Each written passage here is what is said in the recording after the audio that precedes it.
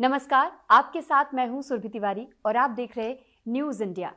तो news India के इस मंच पर आज हम मौजूद हैं एक बेहद खास मेहमान के साथ, क्योंकि जब भी 8 मार्च का दिन आता है हम सेलिब्रेट करते हैं अंतर्राष्ट्रीय महिला दिवस।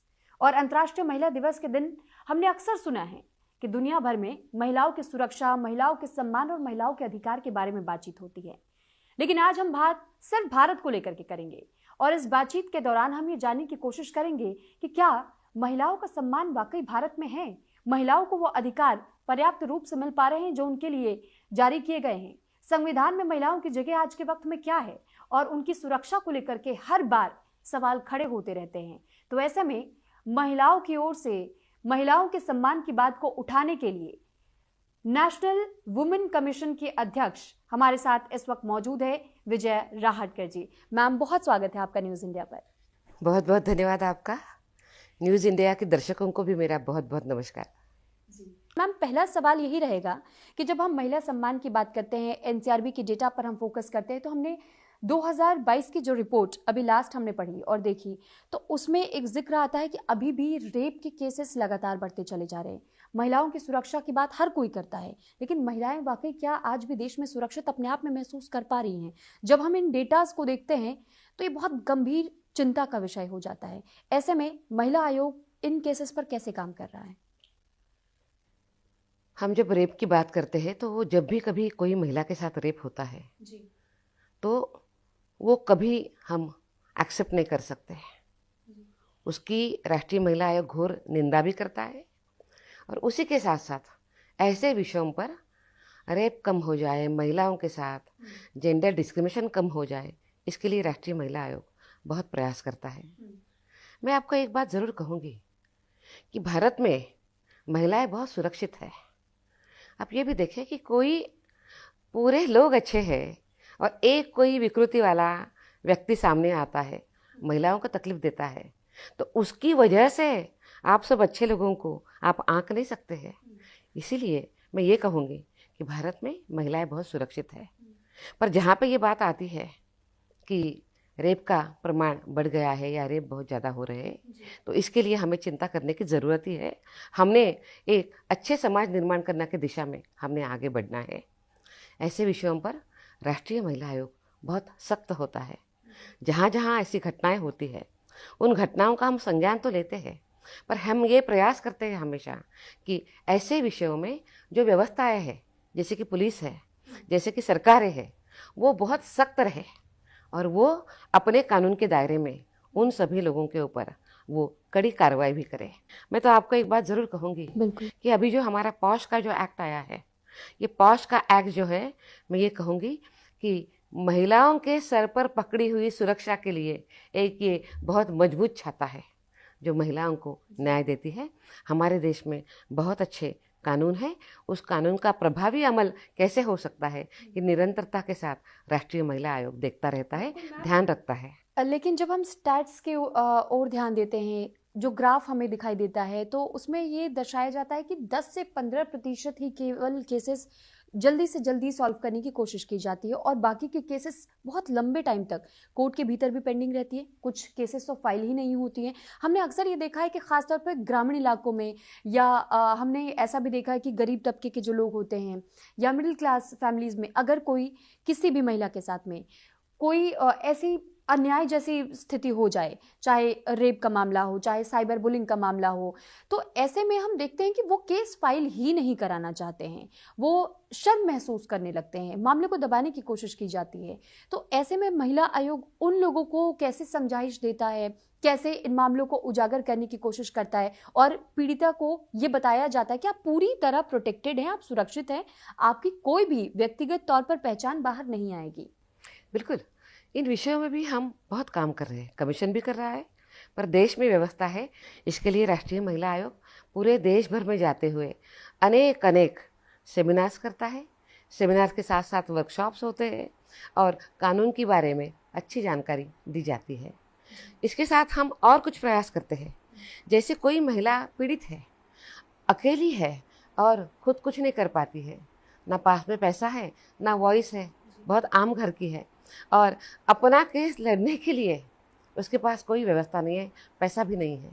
ऐसे समय पे भारत सरकार की तरफ से एक बहुत अच्छी व्यवस्था की गई है। ये व्यवस्था है, हम जो राष्ट्रीय विधि सेवा प्राधिकरण है, इस विधि सेवा प्राधिकरण के माध्यम से उस महिला को फ्री लीगल एड मिलता है। तो इसके बारे में सबने पता करने की बहुत ज़रूरत है। इतना ही नहीं, कोई महिला बहुत पीड़ित है, तकलीफ में है, किसी को अगर घर से रात से एकदम निकाल दिया है, बच्चे को छीन लिया गया है, उसको मारा है, पिटा है, उसके साथ हिंसा हुई है, तो सरकार ने एक अच्छा पहल उठाया है जिसका नाम है हमारे OSC, वन स्टॉप सेंटर। हर डिस्ट्रिक्ट्स में डोमेस्टिक वायलेंस के लिए हर डिस्ट्रिक्ट्स में वन स्टॉप सेंटर बने हुए हैं। वहाँ पे आपको लीगल एड मिलता है, वहाँ पे आपको तुरंत पुलिस की मदद मिलती है, FIR हो जाती है। आपको अगर मेडिकल हेल्प चाहिए तो वो भी तुरंत मिलती है, और उसी के साथ साथ अगर कानूनी सलाह चाहिए तो वो भी आपको तुरंत मिल जाती है। आज ये सभी व्यवस्थाएं हैं। अब ज़रूरत है इसके बारे में थोड़ा सा प्रचार प्रसार हो, लोगों को ये पता चले। देखिए, इन्फॉर्मेशन वेब पे अवेलेबल है, इन्फॉर्मेशन आपके पास भी आती है।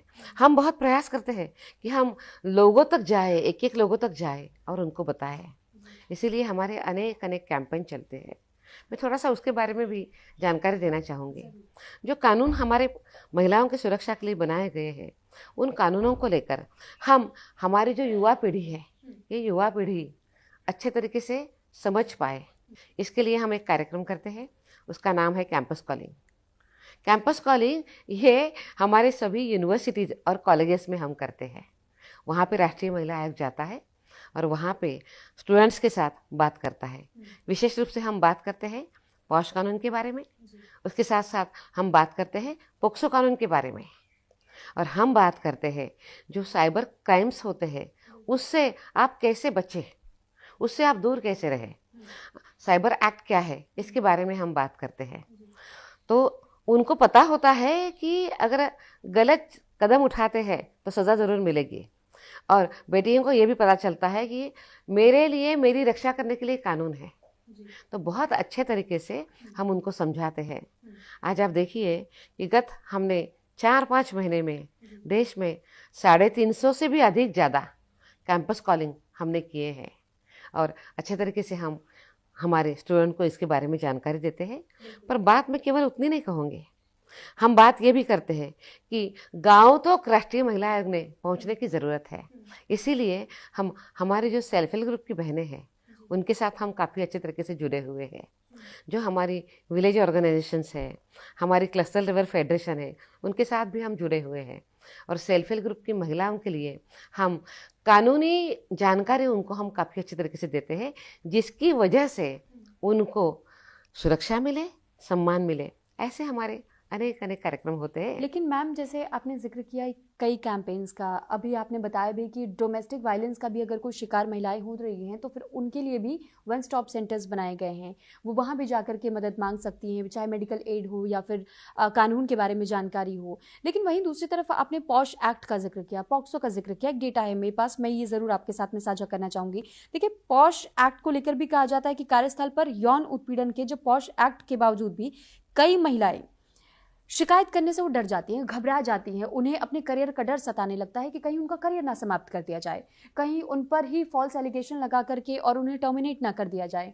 तो ऐसे में वो चांस लेने से घबराती है, रिस्क नहीं लेना चाहती है। ऐसे में उन महिलाओं को आप कैसे प्रेरित करते हैं कि अगर आपके साथ किसी भी तरीके का अपराध हो रहा है, क्राइम कमिट हो रहा है, तो आप उसके लिए खुल करके आवाज़ उठाइए।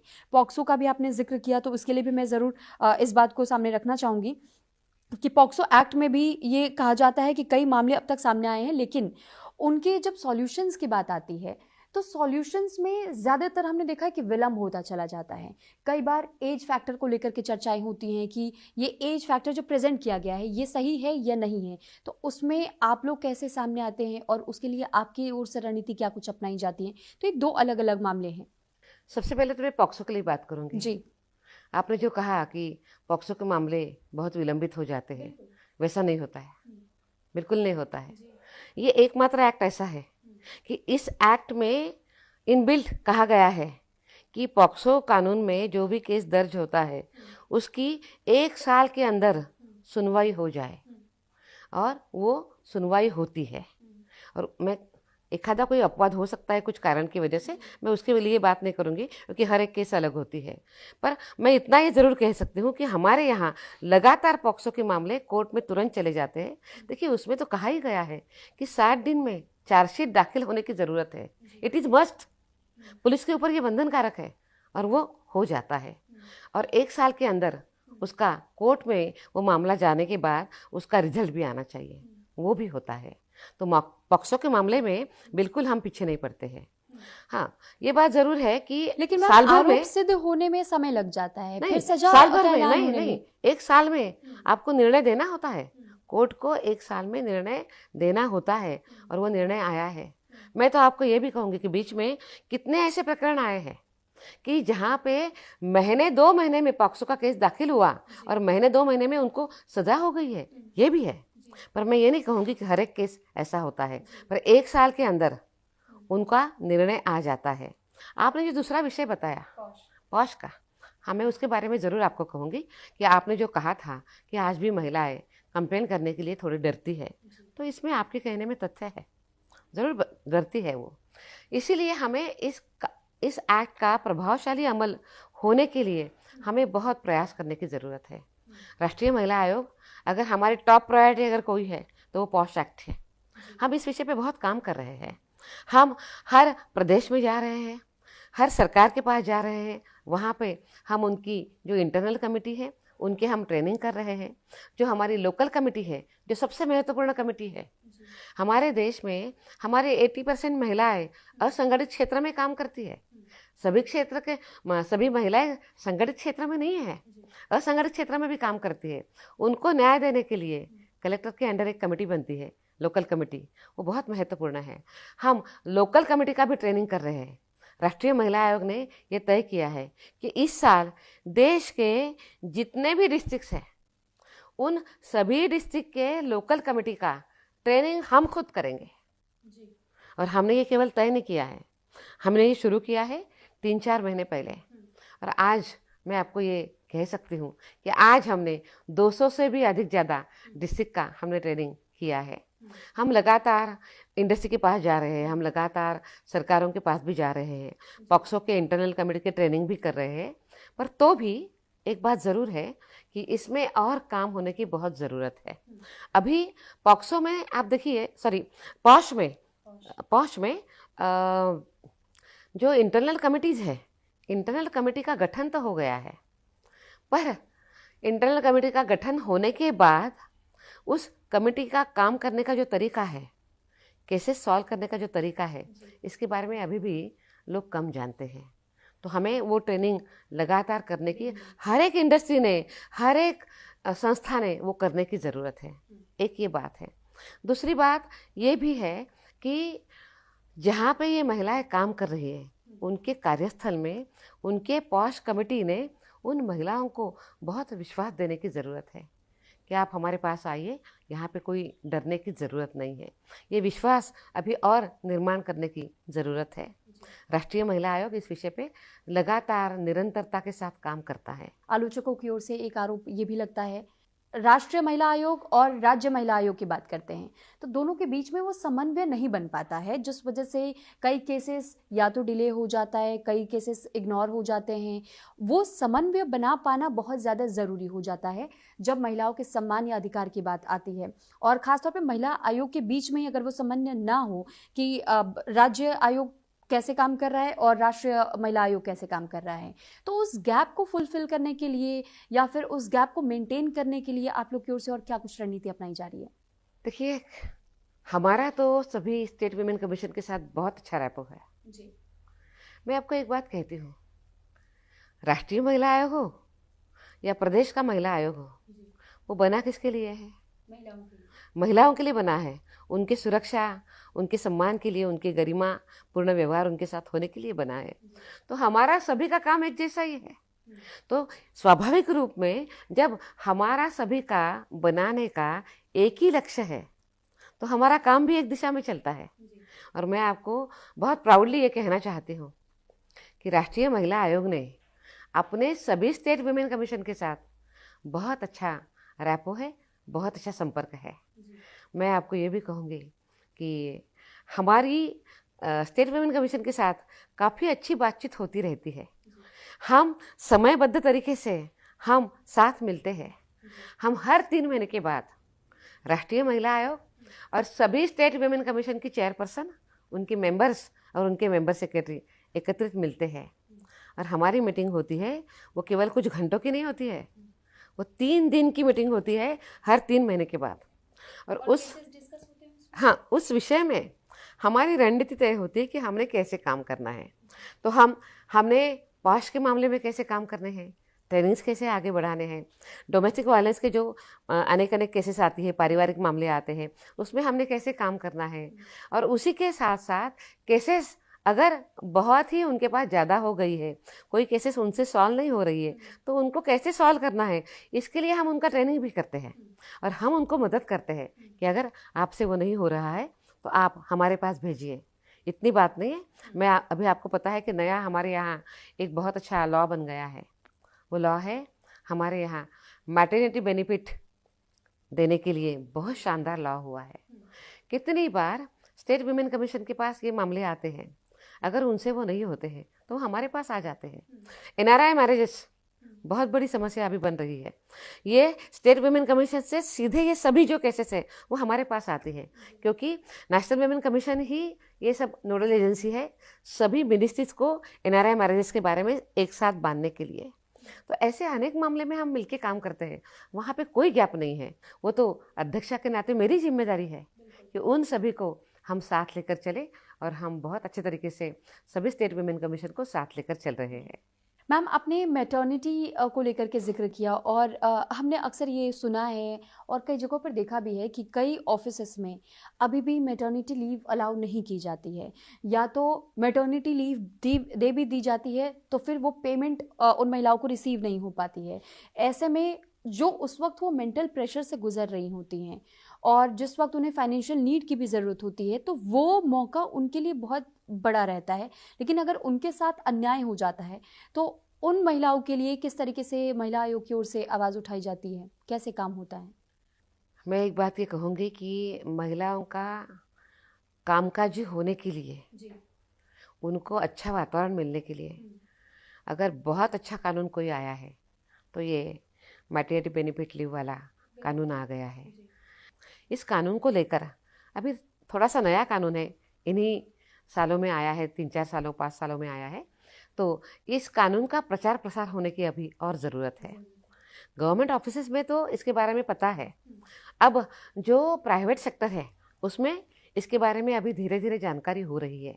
पर हाँ, ये बात ज़रूर है कि जो इंडस्ट्री है या जो प्राइवेट सेक्टर है उनको अभी इसके बारे में बहुत ज़्यादा पता नहीं है, या बहुत तुरंत पॉजिटिव निर्णय करने में लोग आगे नहीं आते हैं। तो ऐसे समय पे राष्ट्रीय महिला आयोग में ऐसी बहुत केसेस आती है कि उनको इस कानून का सहारा नहीं मिला है, बेनिफिट नहीं मिला है। इसके लिए भी आप अलग अलग तरीके से कैंपेन्स चलाते हैं? तो हाँ, हम कैंपेन तो चलाते हैं जी। कानून के बारे में जागरूकता निर्माण करने के लिए हम अलग अलग जाके इसके बारे में वर्कशॉप सेमिनार तो हम लेते हैं। पर सबसे बड़ी बात यह है कि ऐसे जो केसेस हमारे पास आते हैं, मैं आपको ये बात कहूँगी कि लगभग 90% केसेस में महिलाओं को न्याय मिल जाता है। कोई अपवादात्मक केस छोड़ दीजिए, अपवाद हो जाता है। मैं समाज के सभी लोगों को आग्रह करना चाहती हूँ कि आपके घर में जब बच्चा आता है तो आप बहुत खुश हो जाते हैं कि हमारा बच्चा बच्ची हमारे घर में हो गई है, तब आपके घर में खुशी का आनंद का वातावरण बन जाता है। ऐसा ही वातावरण उस महिला के घर में भी बनना चाहिए। तो आपके घर में एक न्याय और उनके घर में एक न्याय, ये कैसे चलेगा? घर में बच्चा आना, खुशियाँ निर्माण करना, ये सभी के जीवन में एक जैसी बात है। इसीलिए समाज की जो इंडस्ट्री है या जो प्राइवेट कंपनीज है, इवन तो सरकारें भी है, उनका इस विषय में देखने की नज़र बहुत ही पॉजिटिव होनी चाहिए। बिल्कुल। आपने क्योंकि मानसिकता की बात की, तो ये भी वाकई में जानना बहुत ज़रूरी हो जाता है कि जब हम मानसिकता की बात करते हैं तो हमने अक्सर ये देखा है कि महिलाओं को हमेशा ये कहा जाता है कि आप डिसिप्लिन में रहिए, आप ऐसे नहीं बैठ सकती, आप ये नहीं कर सकती। लेकिन ये सवाल पुरुषों से नहीं पूछा जाता है। आप इतनी देर तक बाहर क्यों हैं? आप हर हर जो पाबंदियां हैं वो महिलाओं पर कस दी जाती हैं। तो ऐसे में उसको लेकर भी क्योंकि कहा जाता है कि अगर आप देर रात तक बाहर रहती हैं तो आप सुरक्षित नहीं होंगी, आपके साथ कुछ भी हो सकता है। वो जो मेंटालिटी है, वो जो मानसिकता है, क्या आप भी ये मानती हैं कि घर से ही उसकी नींव रखनी शुरू हो जाती है? तो छोटे पर से क्यों ना अगर हम बच्चों को ये ज्ञान देना शुरू करें, चाहे वो महिला है चाहे वो पुरुष ही क्यों ना है, अगर ये ज्ञान दिया जाए, मानसिकता में बदलाव लाने की कोशिश की जाए कि चाहे महिला है या पुरुष है, दोनों में समानता होनी चाहिए। आप समान नज़र से देखेंगे तो हर व्यक्ति सुरक्षित रहेगा। महिला या पुरुष की बात ही नहीं आएगी यहाँ पर। ना ही महिलाएं अगर देर रात तक अपने ऑफिस से घर वापस लौटती है तो उनके भीतर भी वो भय का माहौल नहीं होगा, वो डर नहीं होगा, ये केसेस शायद कम हो जाएंगे। तो मेंटालिटी का बहुत बड़ा असर होता है, ये आप स्वीकार करती हैं? बिल्कुल जी। हाँ, समाज की मेंटालिटी पॉजिटिव है तो सब कुछ अच्छा चलता है, और अगर मेंटालिटी खराब है तो वो सब कुछ बिगड़ भी जाता है। इसीलिए हमें एक बात समाज के सभी लोगों ने एक करने की ज़रूरत है। आपका बेटा हो या बेटी हो, कोई भी हो, उन दोनों को एक जैसा आगे बढ़ाने का काम सभी माता और पिता ने करने की ज़रूरत है। बेटी है तो वो पीछे रहे और बेटा है तो वो आगे चले, ये नहीं होना चाहिए। जेंडर गैप को हमने हमेशा कम करना है और बच्चा और बच्ची को दोनों को एक साथ चलाना है। तो जब आप छोटेपन से ही उनको आप सिखाते हैं तो आप उनको बराबरी के साथ सिखाइए। बेटी ने घर का काम करना है और बेटे ने स्कूल जाना है, इस तरीके से अगर व्यवहार होता है तो हमेशा उस लड़की के साथ डिस्क्रिमिनेशन होगा। माँ पिता को, घर के सभी लोगों को ये समझने की ज़रूरत है कि वो दोनों को इक्वालिटी के साथ चले।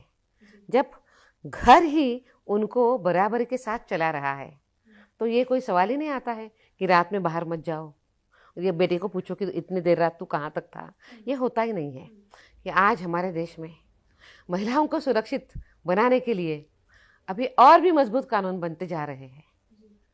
जब आपने बात करी कि नाइट में बाहर नहीं जाना है या नहीं करना है, तो ये कोई होने की ज़रूरत नहीं है। महिलाएं बराबरी के साथ काम कर सकती है और अब सरकार ने भी बहुत अच्छे कदम उठाए इस विषय पे। अभी अभी हमारे देश में 4 लेबर कोड आए हैं। इन 4 लेबर कोड के माध्यम से इस कानून ने हमारी महिलाओं को बहुत सुरक्षित बनाया है। अब महिलाएं, इसके पहले ये कहा जाता था कि नाइट शिफ्ट ना करे, अब वो नाइट शिफ्ट कर सकती है। पर केवल नाइट शिफ्ट नहीं कर सकती है वो, उसके साथ साथ उसकी सुरक्षा की जिम्मेदारी उस इंसान की या उस जो ऑर्गेनाइजेशन है उनकी होती है। ऐसे अनेक निर्णय इस लेबर कोड में सरकार लेकर आई है। बहुत अच्छा लेबर कोड आया है, महिलाओं को सुरक्षा देने वाला, महिलाओं को आगे चलाने वाला। तो हम काफ़ी प्रयास कर रहे हैं और ये प्रयास बहुत सही दिशा में चल रहे हैं। पर मैं एक बात ये भी कहती हूँ कि सब कुछ करे वो सरकार करे, सब कुछ हो जाए वो कानून के साथ बने, समाज की भी कुछ जिम्मेदारी, सब कुछ करे वो व्यवस्था करे और हम कुछ नहीं करे, ये कैसे चलेगा? समाज ने अपने जिम्मेदारी को उठाना ही है। ठीक है मैम, क्योंकि अभी जैसे आपने बात की कि बच्चों के एजुकेशन की या ग्रामीण क्षेत्र में महिलाओं को आगे बढ़ाने की, तो ऐसे में जब एजुकेशन पॉलिसीज़ की बात आती है, हम अभी भी ये मेंटालिटी देखते हैं कि कई जगहों पर बाल विवाह आज भी हो रहा है, किशोरियों के जीवन के साथ में खिलवाड़ कर दिया जा रहा है। एजुकेशन लिमिट है वहाँ पर, और ऐसे में जब एजुकेशन नहीं पहुँच पाता उन इलाकों तक, या जब हम ग्रामीण क्षेत्रों की भी बात करते हैं तो ग्रामीण क्षेत्रों में भी महिलाओं को घरों से जल्दी बाहर निकलने की अनुमति नहीं मिल पाती है, ना वो देर शाम तक काम कर पाती है, और शादी के बाद भी ये कह दिया जाता है कि आप घर बैठिए, हम घर देखेंगे, आप सिर्फ घर के भीतर का काम देखिए। तो ऐसे में उस एजुकेशन की डिमांड कितनी ज़्यादा ज़रूरी हो जाती है ग्रामीण क्षेत्रों में भी, और उसके लिए महिला आयोग तक अगर ऐसी शिकायतें आती हैं तो उस पर कैसे आप लोग काम करते हैं? दहेज उत्पीड़न के मामले सामने आते हैं, क्योंकि आज भी दहेज को कुप्रथा तो हम कह देते हैं, लेकिन दहेज का लेन देन बखूबी चलता है। आज के वक्त में उसे मॉडर्न नाम दे दिया गया है, गिफ्ट। तो ऐसे में मैं ये जानना चाहूंगी कि जब आपके पास इस तरीके के मामले आते हैं तो आप लोग ऐसे मामलों में कैसे डील करते हैं? सबसे पहले तो मैं एक बात ये कहूँगी कि बाल विवाह अभी बहुत कम हो चुका है और उसके लिए काफ़ी प्रयास भी हो रहे हैं। अभी बाल विवाह मुक्त अभियान भारत एक अभियान अभी चल ही रहा है और हमने ही अभी खुद के लिए लक्ष्य रखा है। सरकार ने एक लक्ष्य रखा है कि 2026 तक ही इसे पूरे होने में, नहीं, हमने ये रखा है कि जो बाल विवाह होते हैं उसमें से 10% बाल विवाह हमने इस साल ही कम करने हैं। अपने आप में ये बहुत बड़ा लक्ष्य है, पर हमने उसके बाद ये भी लक्ष्य रखा है कि 2030 तक बाल विवाह मुक्त भारत हो जाएगा। उस दिशा में काफ़ी बहुत अच्छे प्रयास चल रहे हैं और मुझे विश्वास है कि हम 2030 तक बाल विवाह मुक्त भारत हम कर देंगे। अनेक स्टेट ऐसे हैं कि जिन्होंने बाल विवाह के बारे में बहुत सख्त कदम उठाए हैं। मैं असम का उल्लेख करना चाहती हूँ। बाल विवाह होता है तो वहाँ पे केस हो जाती है, तो लोगों को डर भी है कि अगर वो सुनते नहीं हैं, वो बाल विवाह करते हैं तो ज़रूर आपके ऊपर कार्रवाई होगी। तो बहुत सख्त कानून का अमल भी होता है, बट ये बात भी समाज की मानसिकता के ऊपर ही डिपेंड है। सभी ने हमने ये सोचने की ज़रूरत है कि बेटियों के लिए बहुत अवसर मिल रहे हैं। अब कोई अवसर मिलने में वो पीछे नहीं है, तो हम बाल विवाह न करें। हमारी बेटी हमारे ऊपर का बोझ नहीं है, उसके लिए आज बहुत अपॉर्चुनिटीज है। ये समाज ने, लोगों ने समझ कर लेने की ज़रूरत है। कानून महिलाओं को रक्षा भी कर रहा है, पर क्या इस हद तक आने की ज़रूरत है? हमारे बेटे के साथ अगर जाती होती है, तकलीफ होती तो हमें तकलीफ होती है, और बहू को तकलीफ देने में हम आगे हैं। ये कैसे चलेगा? इसके लिए हमने अच्छा सोचने की बहुत ज़रूरत है। पर मैं ये भी बात कहती हूँ कि समाज में ऐसे भी अनेक लोग हैं कि जिन्होंने एक अच्छे आदर्शों का निर्माण किया है। अपने बहू को अच्छे तरीके से उसके साथ व्यवहार करते हुए उसको बराबरी का स्थान देते हुए, बहू को बेटी का दर्जा, बहू का बेटी का दर्जा नहीं, बराबरी का दर्जा है। हमें ऐसे जो प्रत्यक्ष रूप में जो ऐसे अच्छे एग्जाम्पल्स आते हैं, वो हमें समाज के सामने रखने की ज़रूरत है। समाज के ऊपर जहाँ पे बुरे तरीके से व्यवहार हो जाते हैं, उनके ऊपर समाज का प्रेशर भी होने की ज़रूरत है कि अगर आप इस तरीके से व्यवहार करते हैं तो आपके पास हम नहीं आएंगे। हमें ये एक्सेप्ट नहीं है। सामाजिक बहिष्कार की बात कह रही हूँ मैं, सामाजिक बहिष्कार की बात नहीं कर रही हूँ। मैं अच्छे तरीके से उन लोगों के साथ बात करने की बात कर रही हूँ कि उनके ऊपर ये प्रेशर होना चाहिए कि हम ये करते हैं तो ये गलत होगा, लोग हमारे साथ फिर नहीं आएंगे, नहीं मिलेंगे, नहीं करेंगे। ये सब जो बात है, ये प्रेशर उनके साथ होने की ज़रूरत है। आप गलत कर रहे हैं, ये बोलने की हिम्मत समाज के जो नेता है, या मैं कहूँगी कि जो सामाजिक जीवन में आगे चलने वाले लोग हैं, उनके साथ होने की ज़रूरत है। तभी ये विषय थोड़े से रुक जाएंगे। ठीक है मैम, एक सवाल ये भी आता है कि हमने कुछ केसेस, कुछ मामले ऐसे भी देखे हैं जो कोर्ट के से जुड़े हुए केसेस रहे हैं, लेकिन उसमें जब वर्डिक्ट्स आए, उसके खिलाफत भी हुई, उसके खिलाफ लोगों ने आवाज़ उठाई, उस वर्डिक्शंस में भी चेंजेस आए। जैसे मथुरा रेप केस 1979 का अगर मैं जिक्र करूँ, ये मामला महाराष्ट्र के चंद्रपुर जिले के पुलिस स्टेशन का था। सुप्रीम कोर्ट ऑफ इंडिया ने ये कहा कि लड़की के शरीर पर गंभीर चोट नहीं होते हैं, अगर कड़ा प्रतिरोध नहीं होता है तो उसे रेप कहना गलत होगा। लेकिन जब इसका विरोध हुआ तो 1983 में आईपीसी में संशोधन भी हुआ और इसे कस्टडियल रेप का दर्जा मिला। इसके अलावा एक टिप्पणी और की गई। कई मामलों में निचली अदालतों या हाई कोर्ट में यह सवाल उठा कि आरोपी पीड़ित से शादी करेगा या नहीं करेगा। सुप्रीम कोर्ट ऑफ इंडिया ने साफ कहा कि रेप कोई समझौता नहीं है और इसमें बदलाव हुआ। ये केस था मध्य प्रदेश वर्सेस मदन लाल 2015 का। एक और केस 2021 में सामने आया। गोवा की ट्रायल कोर्ट ने 2021 में तरुण तेजपाल को बरी कर दिया। फैसले में पीड़ित के व्यवहार में बदलाव की बात कहते हुए उसे बरी किया गया। बाद में बॉम्बे हाई कोर्ट ने 2023 में उसे दोबारा दोषी ठहराया, 10 साल की सजा सुनाई। स्किन टू स्किन कांटेक्ट का मामला सामने आया, ये पॉक्सो से जुड़ा हुआ था।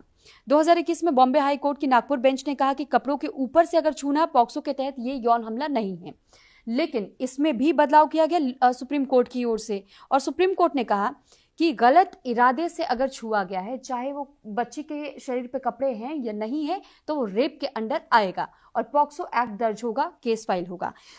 या मैरिटल रेप केस की बात करें, आईपीसी सेक्शन 375 को लेकर के एक्सेप्शन केस कह दिया जाता है, उसे जल्दी ना तो समाज एक्सेप्ट कर पाता ना कोर्ट एक्सेप्ट कर पाता है कि अगर आपकी शादी हो चुकी है यू हैव द राइट कि आप किसी को एक्सप्लॉइट कर सकते हैं, सेक्सुअली हरास कर सकते हैं, चाहे उसकी मर्जी है या नहीं है। सुप्रीम कोर्ट ने इसमें भी हस्तक्षेप किया कि वहां भी आपको उस व्यक्ति का सम्मान पूरी तरीके से करना होगा, जो महिला आपकी धर्म पत्नी बन करके आई है उसका भी सम्मान करना होगा। तो जब इस तरह के केसेस हम देखते हैं, वर्डिक्ट्स को हम सुनते हैं, तो आपके जहन में क्या सोच आता है और इसके लिए महिला आयोग की ओर से भी क्या कोई रणनीति अपनाई जा रही है कि अगर ऐसे मामले सामने आते हैं तो समाज में एक कैंपेन चला करके इसके खिलाफ हम भी अपनी आवाज उठाए कि आप जब जजमेंट पास करें तो कम से कम एक विचारधारा को तो ध्यान में रखिए कि आप कहाँ चोट पहुंचाने की कोशिश कर रहे हैं। देखिए, हमारी न्याय व्यवस्था सबसे ऊपर है जी। और हमारा सभी का उस न्याय व्यवस्था के ऊपर बहुत विश्वास है जी। जहाँ जहाँ ऐसे कभी मामले आए और लोगों से एक जन आंदोलन बना, तो उसके बाद उसको फिर से देखा गया, सुप्रीम कोर्ट ने उस मामले में निर्णय बदले और बहुत अच्छे एक्ट भी हमें मिल गए। ये तो हमारे न्याय व्यवस्था की खूबसूरती भी है। आप उसको समय समय पे बार बार देखते रहते हैं और फिर से उसके बारे में सोचते हुए आप एक नया वर्डिक्ट देते हैं और उसके बाद उसी के ऊपर कुछ कानून भी आ गए हैं। हमारे जो पोक्सो का कानून आया है, यह हमारा जो पॉश का कानून आया है, ये इसी तरीके से आ गया है। सुप्रीम कोर्ट ने ही बताया था, विशाखा कमेटी उसी के साथ आई थी, उसके बाद पॉश आ गया था, ये सब कुछ हो गया था। तो इसीलिए हमने हमेशा हमारे न्याय व्यवस्थाओं के ऊपर बहुत विश्वास रखने की ज़रूरत है और उस व्यवस्था ने हमेशा समय समय पर यह सिद्ध भी कर दिया है कि वो बहुत सही तरीके से सोचते भी है। जी मैम, एक और सवाल जो जहन में आता है, अभी हाल फिलहाल में एक मामला बहुत वायरल हुआ था, सोशल मीडिया पर भी इसकी खूब चर्चा हुई थी। कर्नाटका असेंबली का ये मामला था जहां पर स्पीकर महोदय की ओर से ये कहा गया कि अगर किसी महिला के साथ में रेप होता है, वो उसका विरोध कर रही है, मुझे नहीं लगता कि उसका विरोध होना चाहिए, वो लेटे और उसे एंजॉय करे। और इस विवादित टिप्पणी को लेकर के खूब अलग अलग तरीके से राजनीतिक प्रतिक्रियाएं भी सामने आई और हमने महिलाओं की ओर से भी प्रोटेस्ट देखे। महिलाओं ने प्रोटेस्ट किया और ये कहा कि ये बेहद असंवेदनशील बयान है। जब नेता या कोई विधायक, सांसद, स्पीकर अगर इस तरीके के बयान दे देते हैं, आप असेंबली में मौजूद हैं जहां पर न्याय व्यवस्था के एक ढांचे को तैयार किया जाता है, जब वहां से ऐसे स्टेटमेंट्स पास कर दिए जाए तो वो मैसेज कैसे सोसाइटी में कन्वे होता है? इसके लिए भी क्या आप लोगों की ओर से कोई और कैंपेन चलाया जा रहा है कि अगर ऐसा आपको कुछ महसूस होता है तो आप इसके लिए भी आवाज़ उठा सकते हैं, ये राइट्स हैं आपके, आप उन अधिकारियों का इस्तेमाल कर सकते हैं? एक्चुअली इस तरीके से बात करना ये बहुत गैर जिम्मेदाराना व्यवहार है। इसका मैं बहुत सख्त निषेध करती हूँ। समय समय पे लोगों के इस तरीके से स्टेटमेंट्स आते हैं जो महिलाओं के लिए बहुत दुख भी देते हैं पर महिलाओं के गरिमा को भी वो कम करते हैं। मैंने हर समय पे हमेशा ये भूमिका रही है कि इस तरीके से बयान देने से ये लोगों ने खुद को दूर रखना चाहिए। इस तरीके से उन्होंने अपनी राजनीति करने के लिए महिलाओं का सहारा नहीं लेना चाहिए। उनके सम्मान के साथ कोई उन्होंने बुरा व्यवहार नहीं करना चाहिए। राष्ट्रीय महिला आयोग इसके बहुत सख्त है। वो कोई भी हो, महिलाओं की गरिमा को उन्होंने संभालना ही है, उनके सम्मान की ही उन्होंने बात करनी है। इस तरीके से वो बात नहीं कर सकता। हमारी भूमिका हमेशा ऐसी ही रही है और हमने समय समय पे इसके खिलाफ हमेशा बात भी करी है कि वो इस तरीके से बात नहीं कर सकते हैं। और जब भी इन सब चीज़ों को जहाँ से उचित प्लेटफॉर्म पे बात करनी होती है वो हमने हमेशा के लिए करी है, चाहे विधानसभा हो चाहे अन्य जगह पे हो। हमने वहाँ पे उनके प्रमुख के साथ हमने आवाज़ उठाई है, हमने उनको बताया है कि इस तरीके से व्यवहार नहीं चलेगा। जी बिल्कुल। और जब किसी घर में नारी का सम्मान होता है तो कहते हैं तभी आप ये मान करके चलिए कि वो पूरा घर शिक्षित होता है और आगे बढ़ता भी है। मैम, एक आखिरी सवाल मैं आपसे लेना चाहूँगी। डिजिटल युग का ज़माना है और जब हम डिजिटल युग की बात करते हैं, डिजिटलाइजेशन की हम बात करते हैं, तो हमने ये भी देखा है कि अलग अलग सोशल मीडिया प्लेटफॉर्म्स है और अलग अलग सोशल मीडिया प्लेटफॉर्म्स पर बढ़ चढ़ करके अपनी भागीदारी महिलाएं भी दिखा रही हैं, लेकिन उसमें कई ऐसे मामले आ जाते हैं जब हम ये देखते हैं कि उनके पिक्चर्स का, उनके फोटोग्राफ्स का गलत इस्तेमाल किया जाता है। अलग अलग तरीके से deep fake videos generate AI के जरिए आजकल किया जा रहा है, मॉफ्ड कर दिए जा रहे हैं उनके फोटोज और फिर उसे पॉर्न साइट्स पर डाल दिया जा रहा है। तो ऐसे में एक महिला का जीवन बहुत बुरी तरीके से यू टर्न लेता है और उनके मेंटल हेल्थ पर भी इसका बहुत बुरा प्रभाव पड़ता है। तो ऐसे में मैं आपसे ये भी समझना और जानना चाहूँगी कि ऐसे में आप लोगों की ओर से क्या कदम उठाया जाता है, उन महिलाओं की कैसे मदद की जाती है? अभी तो साइबर क्राइम के मामले बहुत ज़्यादा बढ़ रहे हैं और बहुत ज़्यादा तरीके से डीप फेक के मामले भी सामने आ रहे हैं। इन सब विषयों के लिए सबसे एक बात है कि जैसे हम कोई भी उसके साथ हम काम करते हैं तो हम सब पहले समझ लेते हैं कि आपको सोशल मीडिया का प्लेटफॉर्म का उपयोग कैसे करना है, आपको व्हाट्सएप का उपयोग कैसे करना है। हम ये सोच समझ के हम काम कर लेते हैं। वैसे ही उसी के साथ साथ हमें ये बहुत समझ कर लेने की ज़रूरत है कि हमने क्या करना है अपनी खुद की सुरक्षितता के लिए, क्या नहीं करना है। डूज और डोंट सभी को बहुत पता होने की ज़रूरत है। तो सबसे पहले तो मैं बात ये कहूँगी कि हर एक ने ये डूज और डोंट पता करने की ज़रूरत है। अब उसी के साथ साथ आपने देखा होगा कि एआई के बारे में, अब तो एआई तो आ चुका है हमारे पास, अब हम उसको नकार नहीं सकते हैं। एआई का पॉजिटिव उपयोग हम हमारे जीवन में कैसे कर सकते हैं, इसी को समझकर आगे बढ़ने की ज़रूरत है। तो मैं सभी को ये आग्रह करूँगी कि वो ज़रूर एआई का पॉजिटिव उपयोग आपके जीवन में कैसे हो सकता है, इसको वो समझ कर ले। डूज और डोंट क्या है, इसको भी वो समझ कर फिर वो काम करे। और तीसरी बात, जहाँ पे आपने डीप फेक की बात करी है, जहाँ पे महिलाओं के फ़ोटो का गलत इस्तेमाल होता है या उनके गलत वीडियोज़ बनाए जाते हैं, उसका भी ऐसी चीज़ों को रोकने का एक तरीका है। इसके बारे में भी आप पता करें। सबसे पहले कि आप कहाँ कहाँ रिपोर्ट कर सकते हैं। अब हम देखते हैं कि कितनी बार महिलाओं के साथ इस तरीके से व्यवहार होता है तो वो बहुत डर जाती है। सबसे पहले तो उन्होंने उसी सोशल मीडिया प्लेटफॉर्म पे ही रिपोर्ट करनी है, उसको वो पता ही नहीं है। बात तुरंत पुलिस के पास जानी है। आगे चल के उसके एसओपी है किस तरीके से हम उसको रोक सकते हैं, पर ये पता ही नहीं है। इसके बारे में जानकारी लेने की बहुत ज़्यादा ज़रूरत है। अभी एआई के साइबर क्राइम्स तो बहुत सामने आ रहे हैं और जैसे भी ये मामले बढ़ते जाएंगे तब से उससे अब सज़ा के मामले भी सामने आना शुरू हो जाएंगे। तो हमने सभी ने बहुत जिम्मेदारी के साथ काम करने की ज़रूरत है। पर इस विषय में नेशनल विमेन कमीशन ने काफ़ी काम कर लिया है। हमने गत 1 साल में एआई को साथ लेकर एआई सशक्त भारत की नारी कैसी बने, इसी को ध्यान में रखते हुए हमने काफ़ी अच्छे कार्यक्रम किए हैं। उन कार्यक्रमों का नाम है यशोदा एआई। यशोदा एआई के माध्यम से हम महिलाओं को ये सिखाते हैं कि आप एआई का पॉजिटिव उपयोग करते हुए आप अपने करियर में कैसे आगे बढ़ सकती है। तो काफ़ी बहुत अच्छा उपयोग उनको इस विषय का होता है। पर उसी के साथ साथ हम उनको ये भी बताते हैं कि आप जो गलत चीज़ें हो रही है उससे भी आप कैसे बचें।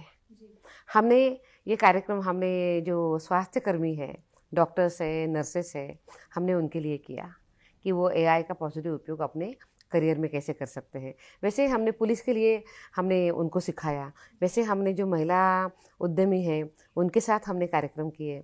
हमने हमारे जो सेल्फ हेल्प ग्रुप की महिलाएं हैं, जो लखपति दीदी है, उनको भी साथ लेकर हमने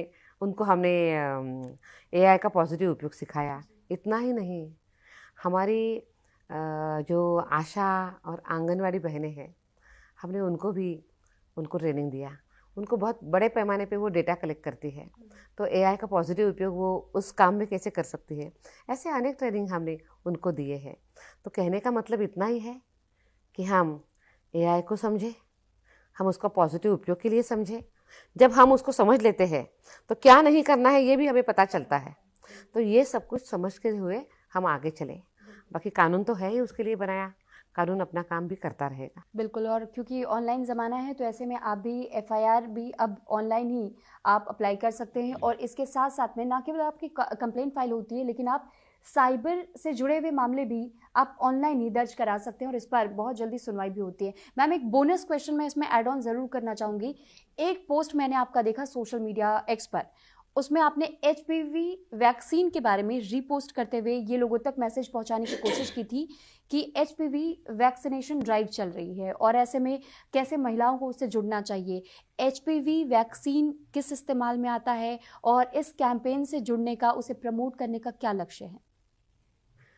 देखिए, हमारे लिए अभी एक बहुत बड़ी उपलब्धि मिल गई है, वो है HPV वैक्सीन। सर्वाइकल कैंसर ये आज के समय पे बहुत तेज़ी से बढ़ने वाला कैंसर है और सर्वाइकल कैंसर से हम देखते हैं कि देश में भी हर साल हजारों महिलाओं का जीवन पूरा हो जाता है, ख़त्म हो जाता है। इसको रोकना बहुत ज़रूरी है। अभी अभी अजमेर में माननीय प्रधानमंत्री जी ने इस वैक्सीनेशन देने का शुभारंभ कर लिया। हमारी जो 14 साल की जो लड़कियां हैं, उन लड़कियों को ये वैक्सीनेशन दिया जाता है ताकि आगे चल के वो सर्वाइकल कैंसर से बचे। अपने आप में ये बहुत बड़ा प्रिवेंटिव मेजर है। अब देखिए कि कितनी बार हम ये भी देखते हैं कि घर की जो महिला है उसकी हेल्थ घर के लिए सबसे लास्ट होती है, पर वो घर का आधार स्तंभ होती है। वो होती है इसीलिए सबका जीवन बहुत अच्छे तरीके से चलता है। उसकी चिंता कौन करेगा? आज उसकी चिंता की गई है। ये प्रिवेंटिव मेजर है। आगे चल के ये जब बड़ी बनेगी, हमारे देश का भविष्य है ये बेटी। उसका अगर हेल्थ हम सुरक्षित करते हैं तो हम अपने देश को बहुत अच्छे तरीके से आगे बढ़ा पाते हैं। उन बेटियों का, उन महिलाओं का योगदान देश की प्रगति में हम ले पाते हैं। तो मुझे विश्वास है कि ये जो अभी पहल शुरू कर ली है, इसकी वजह से अनेक आगे चल के महिलाओं के प्राण बचने वाले हैं। तो ये एक बहुत अच्छी पहल है। तो एक प्रिवेंटिव मेजर है, एक स्टेप है जिसको प्रमोट करने का काम भारत सरकार कर रही है और महिला आयोग की ओर से भी इस कैंपेन को और प्रमोट किया जा रहा है, लोगों तक पहुंचाने का काम किया जा रहा है। मैम, बहुत बहुत धन्यवाद, आपने अपना कीमती समय हमें दिया, हमारे साथ इस चर्चा का हिस्सा बनी और तमाम उन महिलाओं को भी ये संदेश देने की आपने कोशिश की कि अगर आपके साथ अन्याय हो रहा है, किसी अपराध का आप शिकार हो रही हैं, तो फिर आप उन अपराध को रिपोर्ट कराने से बिल्कुल भी ना झिझके और आप बिल्कुल महिला आयोग के पास जाए। अपनी अगर किसी भी अन्याय को लेकर के आप आवाज़ उठाना चाहते हैं, आप चाहते हैं कि आपके साथ न्याय हो, तो फिर महिला आयोग की टीम आपके साथ पूरी तरह जुड़ी हुई है और आपके सहयोग के लिए वो लगातार कदम भी उठा रही हैं। बहुत बहुत धन्यवाद मैम आपका। बहुत धन्यवाद। तो विजय राहटकर जी को आपने सुना, क्योंकि नेशनल कमीशन फॉर वुमेन के लिए वो चेयरपर्सन है और साथ ही महिला आयोग के तौर पर जब वो काम करती हैं तो कई महिलाओं से उनके बातचीत होती है, उनका आमना सामना होता है। न जाने अब तक उन्होंने कितने केसेस सॉल्व किए होंगे, न जाने उन्होंने कितने महिलाओं से बातचीत के जरिए उनके मार्गदर्शन में वो बदलाव लाया होगा। और इसीलिए महिला सम्मान, महिला सुरक्षा, महिला अधिकार की जब बात आती है तो हम हमेशा ये कहते हैं सबसे ज़्यादा ज़रूरी ये होता है कि हम इस बात को हमेशा अपने जहन में ध्यान रखें कि जब हम घर में देवी देवताओं की पूजा करते हैं तो सिर्फ मूर्तियों तक सीमित ना रहें। महिलाओं को उसी प्रकार का आप सम्मान दें। उन्हें देवी का दर्जा अगर आप देना पसंद करते हैं, आप अगर कहते हैं कि देवी का रूप है महिलाएं, तो उन्हें देवी की तरह ही सम्मानित भी कीजिए। और इसी के साथ यही उम्मीद हम करेंगे कि आने वाला जो कल हो भारत का, वो इतना सशक्त हो कि चाहे वो पुरुष हो या महिलाएं हों, हर कोई समानता के साथ में अपने जीवन को आगे बढ़ाए और भारत की विकसित भारत के सपने को साकार करते हुए उसमें अपना योगदान दे। इसी के साथ नमस्कार।